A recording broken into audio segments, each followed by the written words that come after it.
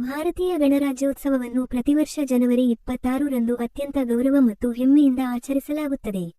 ಈ ದಿನ 1950ರ ಜನವರಿ 26ರಂದು ಭಾರತೀಯ ಸಂವಿಧಾನ ಜಾರಿಗೆ ಬಂದು ಭಾರತವು ಗಣರಾಜ್ಯ ರಾಷ್ಟ್ರವಾಗಿ ರೂಪುಗೊಂಡಿತು.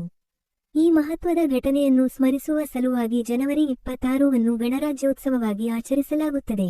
ಈ ದಿನವು ಭಾರತದಾದ್ಯಂತ ಸರ್ಕಾರಿ ರಜೆ ಆಗಿದ್ದು, ಶಾಲಾ ಕಾಲೇಜುಗಳಲ್ಲಿ ವಿವಿಧ ಕಾರ್ಯಕ್ರಮಗಳು ನಡೆಯುತ್ತವೆ.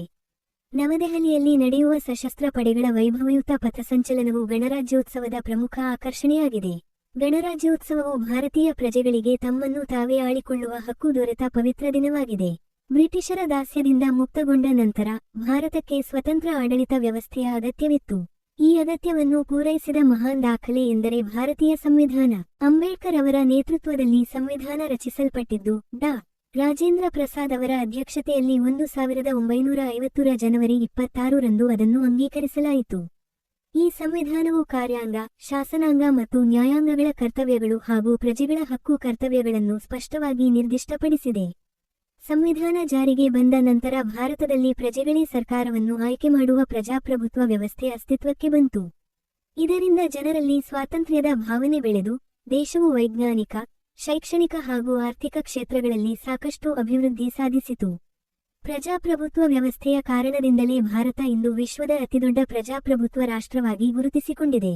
ಆದರೆ ಕಳೆದ ಹಲವು ವರ್ಷಗಳಲ್ಲಿ ಪ್ರಜಾಪ್ರಭುತ್ವದ ಕೆಲವು ದುರ್ಬಲತೆಗಳು ಕಾಣಿಸುತ್ತಿವೆ. ಭ್ರಷ್ಟಾಚಾರ, ರಾಜಕೀಯ ಸ್ವಾರ್ಥ, ಅನರ್ಹ ಅಭ್ಯರ್ಥಿಗಳ ಅಧಿಕಾರಾರೋಹಣ ಇತ್ಯಾದಿಗಳು ಜನರಲ್ಲಿ ನಿರಾಸೆ ಮೂಡಿಸುತ್ತಿವೆ.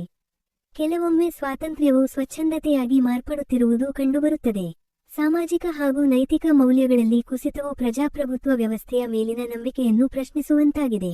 ನಮ್ಮ ಹಿರಿಯರು ದೇಶದ ಸಮಗ್ರ ಏಳಿಗೆಗಾಗಿ ರಚಿಸಿದ ಸಂವಿಧಾನವು 444 ವಿಧಿಗಳು ಹಾಗೂ 10 ಅನುಸೂಚಿಗಳನ್ನು ಹೊಂದಿದ್ದು, ಜಗತ್ತಿನ ಅತಿದೀರ್ಘ ಲಿಖಿತ ಸಂವಿಧಾನವಾಗಿದೆ.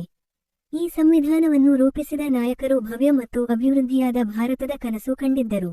ಆದರೆ ಇಂದು ಗಣರಾಜ್ಯೋತ್ಸವವು ಕೆಲವರಿಗೆ ಕೇವಲ ದೂರದರ್ಶನದ ಕಾರ್ಯಕ್ರಮವಷ್ಟೇ ಆಗಿ ಉಳಿದಿದೆ ಎಂಬುದು ವಿಷಾದಕರ ಸಂಗತಿ.